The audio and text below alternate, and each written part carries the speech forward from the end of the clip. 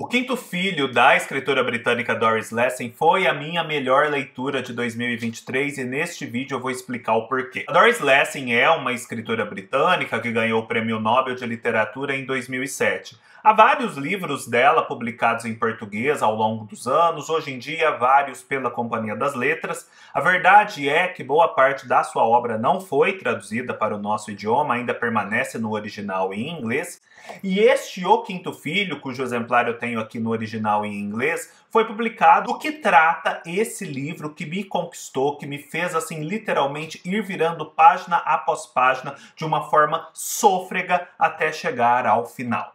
Gente, esse livro ele vai tratar de um casal na Inglaterra ali por volta dos anos 60. Por volta dos anos 60, a gente já tem uma sociedade que não é exatamente igual à nossa, mas que é já muito diferente da sociedade que a precedeu.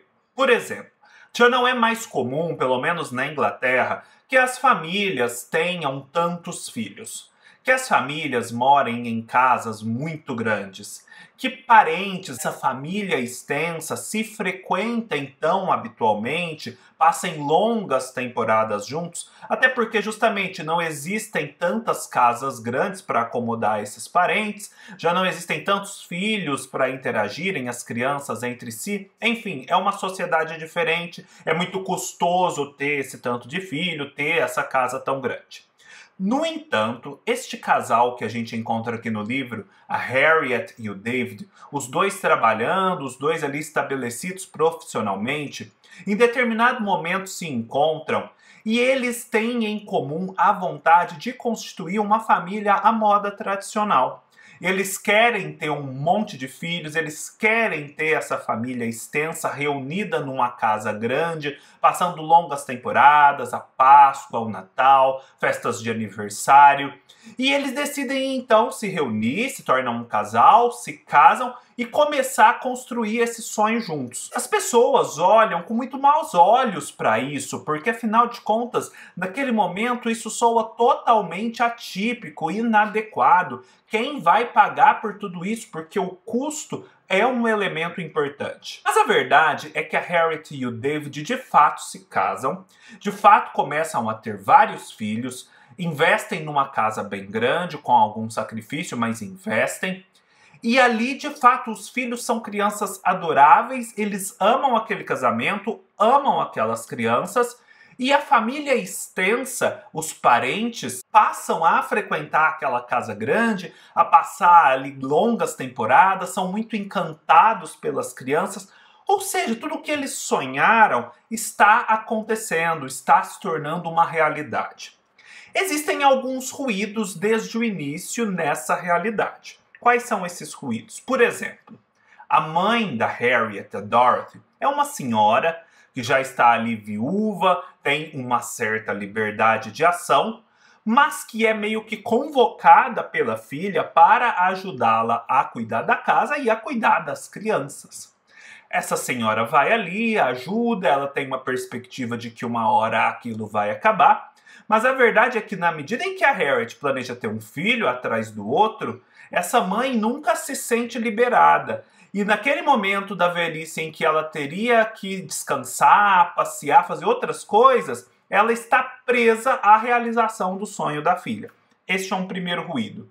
O segundo ruído é que por mais que o David ele trabalhe, ele se esforce, tenha uma carreira, tenha perspectivas, de imediato ele não dá conta de bancar a casa daquele tamanho, de bancar esse tanto de filhos e de bancar também a Harriet na medida em que ela não consiga trabalhar tanto quanto ela trabalhava antes, fora, de casa por conta dos filhos.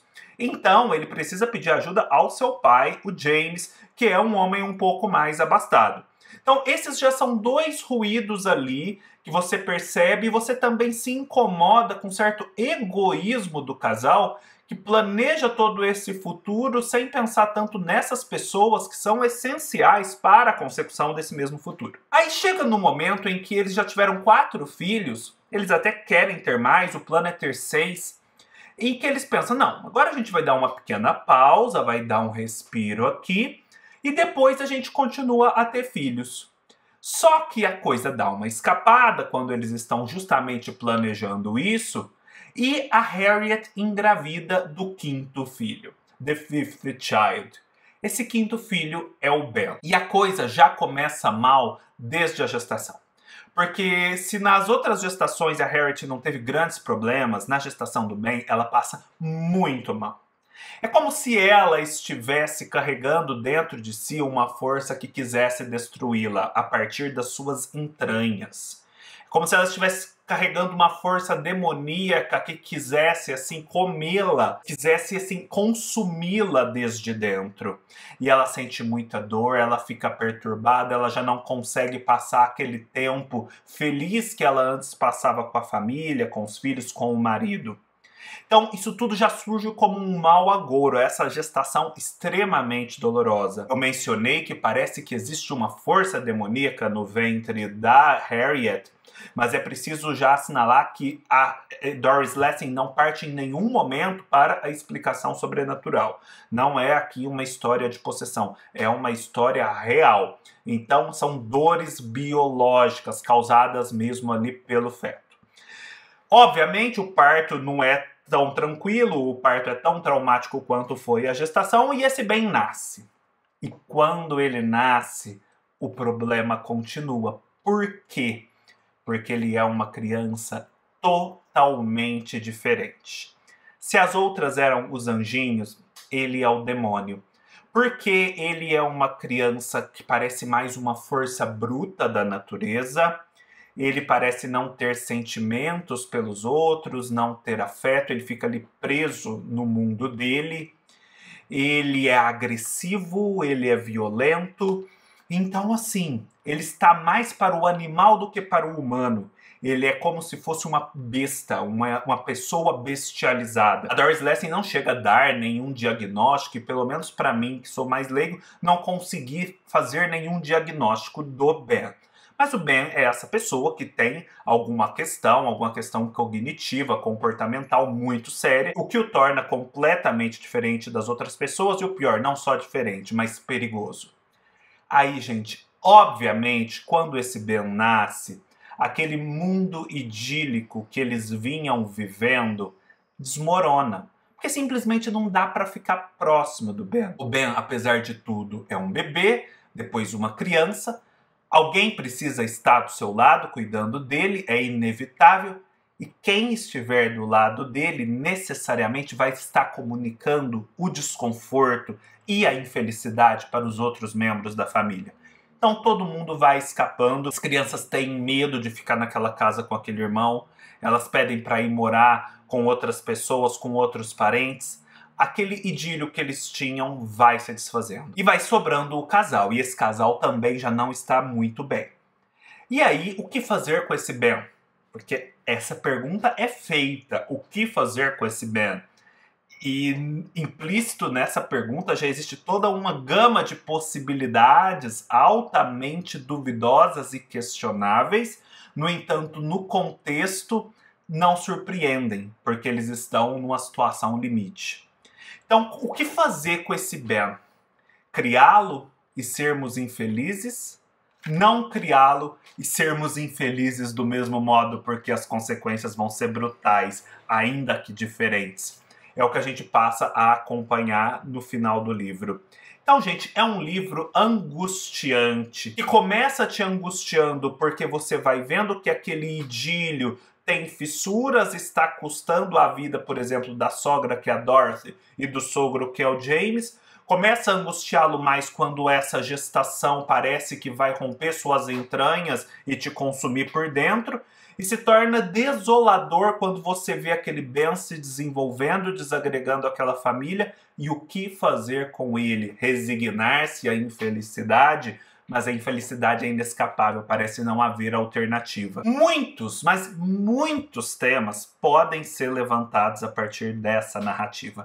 E é isso que eu acredito que faz dela um livro tão grande, tão poderoso e que me levou a colocá-lo assim no primeiro lugar das minhas leituras de 2023, sem sombra de dúvida. Eu vou começar a mencionar quais são esses temas e discutir eles um pouco com vocês. O primeiro deles, para mim, que surge é a amoralidade da natureza e a maternidade como uma loteria. Afinal de contas, a gente está muito acostumado, principalmente na literatura, quando acontece algo ruim com um personagem, a buscar o motivo pelo qual aquilo está acontecendo. Ou seja, se é algo ruim, se é um castigo, é porque algum crime houve. Então existe um senso de justiça sendo preservado. Se alguém está sendo punido, é porque era culpado. Mas aqui, gente, apesar da Harriet e do David ser esse casal um pouco folgado em relação aos pais, a verdade é que eles eram gente boa. Esse projeto deles de vida era inusitado, mas era legítimo. Por que não?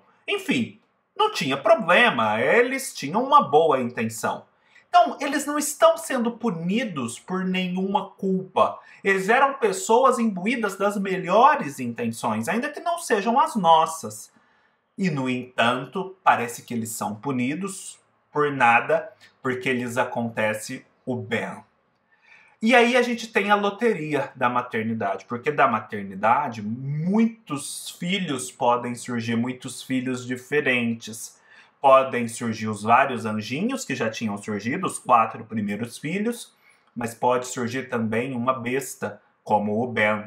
Alguém que vai arruinar a vida da família, os ânimos da mãe, a vontade do pai, o casamento, etc. E aqui já não é bem, gente, o caso de ser uma criança especial, de alguma dificuldade que isso possa causar, mas você consegue devotar amor. O Ben, ele tem toda uma característica muito particular aqui no livro, que torna muito difícil você simplesmente amar o Ben. Haja amor materno para resistir ao Ben. O Ben não é um ser amável. Ele é um ser repulsivo, ele é violento, ele não é empático, ele é perigoso. No entanto, ele é uma criança que precisa de cuidados. É o filho dele e eles são os pais. Então, a natureza parece distribuir os seus méritos e deméritos de modo aleatório, não necessariamente observando os méritos e deméritos passados. Então, pode ser que você ande na linha e mesmo assim seja premiado com um bem. Isso é um tema e é um tema perturbador. O outro tema é o caráter inescapável de certas infelicidades. Porque a gente sempre pensa assim, não, existe uma infelicidade, mas por mais difícil que ela seja, a gente pode, com o tempo, traçar um caminho, contorná-la, escapar dela. Mas aqui, gente, a infelicidade, a que principalmente a Harriet, enquanto mãe, é submetida, porque o pai ainda tem uma certa aceitação social se ele fizer certas coisas, se ele tiver certos afastamentos, é a inescapabilidade da infelicidade, porque ela teve o Ben, isso não tem como dester, né? Ela já teve. O Ben é uma criatura estranhíssima, horrível, amedrontadora. Criá-lo significa ter uma vida horrível, uma vida perturbada. Não criá-lo, e aí imaginem formas de não criá-lo, e a gente vai acompanhar isso no livro, também é um caminho de infelicidade. Porque a culpa vai simplesmente consumir e corromper qualquer expectativa de vida que esses pais possam ter depois desse ato cometido. Então, é como se você fosse colocado numa situação infeliz da qual simplesmente é impossível sair. Isso é muito aterrador. Nesse sentido, a gente consegue pensar no filho como uma fatalidade. A gente junta a ideia da loteria e junta a ideia da felicidade inescapável. O filho pode ser justamente esse prêmio da loteria que representa a felicidade inescapável. Existe muita expectativa social, muita expectativa moral, ética, antropológica agregada à criação de um filho. Então, tê-lo necessariamente significa certas coisas e é impossível escapar delas. Por mais que se tenha uma mente diferente, uma mente aberta, é impossível. Certas coisas você pode até cometer, transgredir, mas no mínimo haverá culpa. Então o filho é uma fatalidade principalmente para a mulher, que a gente sabe disso. E a Harriet demonstra isso na medida em que o David continua ali, mas a gente percebe que ele já não está tão mais envolvido quanto ela está. A questão pega mesmo profundamente desde a gestação para ela. Aqui a gente tem mais uma coisa perturbadora, e aqui o blurb do livro me sugere isso, que é algo como um Frankenstein radicalizado. Porque o que é a história do Frankenstein, da lenda judaica do Golem, hoje em dia a inteligência artificial? É o homem que cria um artefato, que cria alguma coisa a partir do seu engenho, e essa sua criação escapa do seu controle, foge das suas mãos. Mas isso é uma tentativa que alguns podem interpretar do homem se assemelhar a Deus, por isso ele é punido e essa criação escapa de suas mãos. Ele não consegue reproduzir em seu ser o ser criador que pertenceria exclusivamente a Deus. Mas aqui a gente tem uma criação que é a criação natural, que é a criação do ter filhos, da fertilização, do engravidar. Seria o modo estabelecido pela divindade para que os seres humanos se reproduzissem. Seria o modo mais natural do homem e da mulher criarem algo, no caso o filho, e sem estar com isso transgredindo qualquer regra, querendo se assemelhar a Deus. Mas mesmo essa criação pode se voltar contra o seu Criador e pode ser uma fonte de perigo. Mais um elemento aterrorizante que esse livro traz. Uma outra questão, as condições materiais da felicidade idílica. A gente percebe que é quase impossível você viver aquela vida idílica que eles vivem sem que alguém esteja se sacrificando. A Dorothy ali no trabalho de todo dia, o James com o seu dinheiro. É quase impossível viver uma vida idílica, sustentá-la com as próprias forças, sem depender de ninguém se sacrificando no meio do caminho. A gente pode pensar nas relações entre senhores e escravos no passado, em que os senhores não precisavam fazer várias coisas, justamente porque os escravos faziam. Essa felicidade que eles tinham era uma felicidade às custas da infelicidade do outro. Aqui, isso não chega às raias, óbvio, da escravidão, mas é um ruído constante no livro e demonstra que existe um substrato material que não pode ser ignorado em nenhum plano, em nenhuma perspectiva utópica. Um outro tema que eu acho interessantíssimo nesse livro de se observar, principalmente ali na gravidez do Ben, é que a gravidez, de certo modo, pode ser comparada à possessão.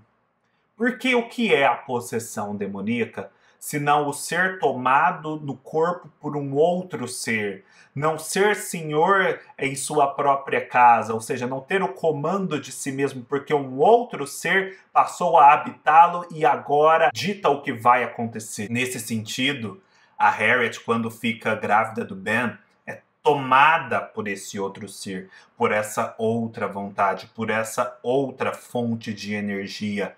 E ela é quase consumida no processo, ela quase perde todas as possibilidades de se autogovernar. Ela é pautada, ela é determinada por aquele outro ser.